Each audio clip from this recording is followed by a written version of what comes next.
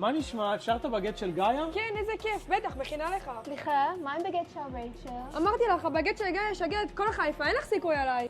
טוב, אל תריבו עליי. שניכם אז תעשו לי בגט, אני איתם, אני אגיד לכם מה יותר טוב. גאיה, הטיקטוק כבר קבע. המבחן הוא ברגע האמת, לא בטיקטוק. התחרות מתחילה. בהצלחה.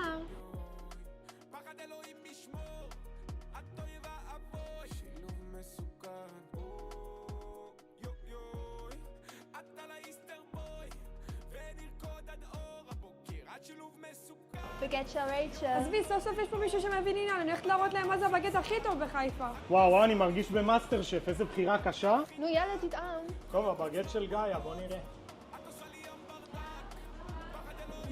הבגט של רייצ'ל גם נראה טוב. היי בנות, סליחה, בחירה קשה בטירוף של שניכם נדיר. תגידו לנו העוקבים, בואו לטעום בשניצל 20 פעמים חיפה עם הבגט של גאיה או של רייצ'ל.